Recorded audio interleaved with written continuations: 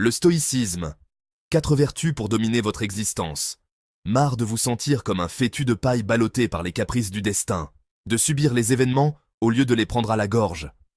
Le stoïcisme, c'est la voie des durs à cuire, une philosophie qui vous forge un mental d'acier trempé. Aujourd'hui, on plonge tête la première dans le grand bain. Les 4 vertus cardinales du stoïcisme. Sagesse, courage, tempérance, justice. Des mots qui claquent, qui envoient dévier du lourd, et qui, une fois maîtrisés, vous rendront inarrêtables. Accrochez vos ceintures, on démonte tout ça ensemble en 9 minutes 30 chrono. Sagesse. L'arme ultime du stoïcien. La sagesse, c'est cette force tranquille qui nous permet de naviguer à travers les tumultes de la vie avec sérénité et clarté. La sagesse, c'est pas juste aligner les bonnes réponses à un examen. C'est une compréhension profonde et intuitive des choses, une capacité à voir au-delà des apparences et des illusions. C'est bien plus profond que ça. C'est une manière de vivre, une philosophie qui nous guide dans chaque décision, chaque action. C'est la capacité à regarder le monde droit dans les yeux, tel qu'il est, sans se laisser embrouiller par ses émotions. C'est accepter la réalité, même quand elle est dure, et trouver la force de continuer. Le stoïcien sage, il ne pleurniche pas sur son sort. Il décortique la situation. Il analyse, il comprend et il agit en conséquence, sans se laisser submerger par le désespoir ou la colère. Il a compris un truc fondamental. La nature suit son cours, et vouloir la contrarier, c'est comme pisser contre le vent pendant un ouragan. Accepter ce qui est inévitable, c'est déjà un grand pas vers la sagesse. La sagesse, c'est l'art subtil de faire le tri entre ce qui dépend de nous et ce qui n'en dépend pas. C'est savoir où mettre notre énergie et où lâcher prise. Focalisez-vous sur ce que vous pouvez contrôler, et là, bingo, vous trouverez une paix intérieure que rien ni personne ne pourra ébranler. C'est la clé d'une vie paisible, une vie où les soucis glissent sur vous comme l'eau sur les plumes d'un canard. Fini le stress pour rien, fini la frustration face à l'inévitable. Vous apprenez à vivre en harmonie avec le monde, plutôt que de lutter contre lui. La sagesse, c'est la fondation, le socle en béton armé, sur lequel on va bâtir notre temple intérieur. Un temple de paix, de force et de résilience.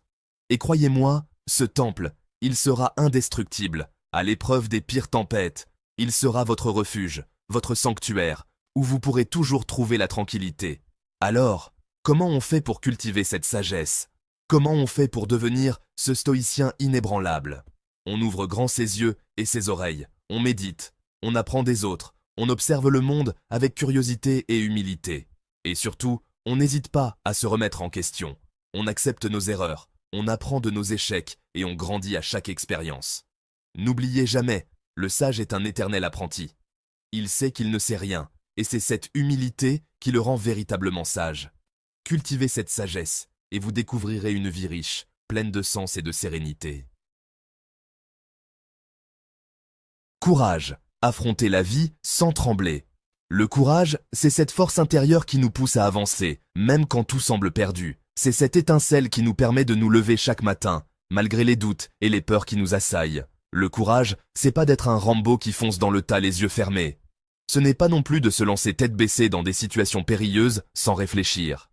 Le vrai courage, c'est de savoir dire non à l'impulsivité et à la témérité.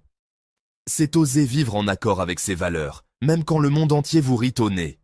C'est avoir la force de ses convictions et ne pas se laisser influencer par les moqueries ou les critiques. C'est rester fidèle à soi-même, même quand la pression sociale est écrasante. Le stoïcien courageux, il a la trouille, comme tout le monde. Il ressent la peur, cette émotion universelle qui nous rappelle notre vulnérabilité. Mais il ne se laisse pas paralyser par elle. Il accepte sa peur, la regarde en face et décide d'agir malgré tout.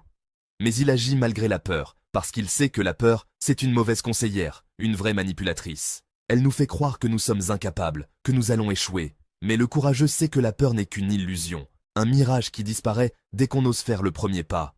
Imaginez le tableau. Une décision difficile à prendre vous attend au tournant. Vous êtes à un carrefour et chaque chemin semble plus ardu que l'autre. Vous hésitez, vous doutez, mais au fond de vous, vous savez ce qui est juste. Vous savez que le chemin sera semé d'obstacles, mais vous savez aussi au fond de vous que c'est le bon. Vous sentez cette certitude intérieure, cette petite voix qui vous dit de continuer, malgré les embûches et les difficultés. Le courage, c'est d'avancer, un pas après l'autre, même si les jambes flageolent. C'est de ne pas se laisser abattre par les échecs ou les revers. C'est de persévérer, de continuer à avancer, même quand chaque pas semble plus difficile que le précédent. C'est d'affronter ses propres démons, de dire non quand il le faut, de défendre ses convictions avec force et conviction. C'est de ne pas céder à la facilité ou à la tentation de renoncer. C'est de se battre pour ce en quoi on croit, même quand tout semble perdu. Le courage, c'est le moteur surpuissant qui vous propulse vers l'avant, même quand le vent tourne en bourrasque. C'est cette énergie inépuisable qui vous pousse à continuer, à ne pas abandonner, même quand les éléments se déchaînent contre vous. Alors, la prochaine fois que vous hésitez, souvenez-vous, le courage, ça se travaille, ça se muscle, comme un athlète olympique qui s'entraîne pour les Jeux. Chaque jour est une nouvelle opportunité de renforcer votre courage, de devenir plus fort, plus résilient. N'ayez pas peur de l'échec, car c'est en échouant que l'on apprend et que l'on grandit. Le courage, c'est de se relever après chaque chute, de continuer à avancer, toujours. Tempérance.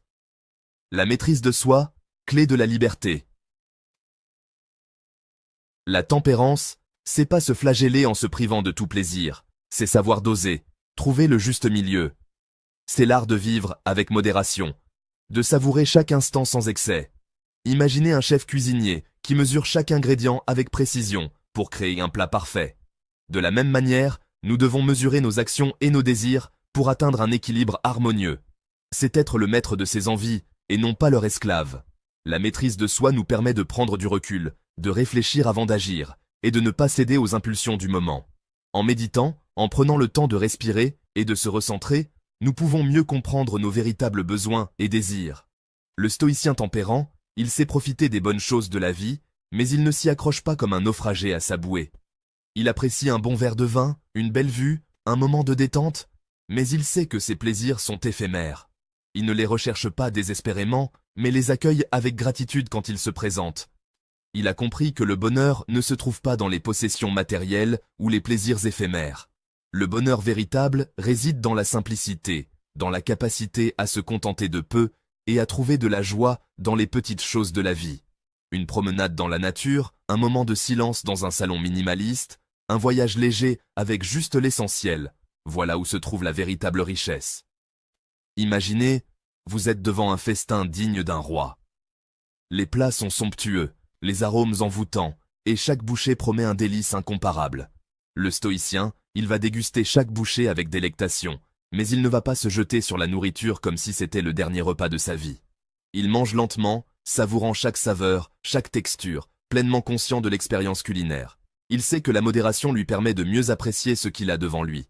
La tempérance, c'est savoir dire non à la deuxième part de gâteau, pas parce qu'elle est interdite, mais parce qu'on est déjà repu.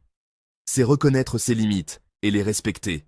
En disant non, on affirme notre contrôle sur nos désirs et on évite les excès qui pourraient nuire à notre bien-être. C'est résister à l'appel de la facilité, de la procrastination, de la gratification instantanée. Dans notre monde moderne, les distractions sont omniprésentes. Les notifications de nos smartphones, les tentations de la procrastination, les plaisirs immédiats, tout cela peut nous détourner de nos objectifs à long terme. La tempérance nous aide à rester concentrés, à travailler dur et à persévérer malgré les distractions. La tempérance, c'est la discipline de fer qui forge votre caractère, qui vous rend maître de vous-même, que ce soit à travers l'entraînement physique, la pratique du yoga ou toute autre forme de discipline. La tempérance nous pousse à nous dépasser, à renforcer notre volonté et à devenir la meilleure version de nous-mêmes. Alors, apprenez à contrôler vos pulsions, à différer vos récompenses, à cultiver la patience. Prenez le temps de méditer, de réfléchir, de noter vos pensées et vos progrès. En cultivant la tempérance, vous découvrirez une liberté intérieure, une paix profonde et une joie durable qui transcendent les plaisirs éphémères. Justice, l'harmonie par le respect.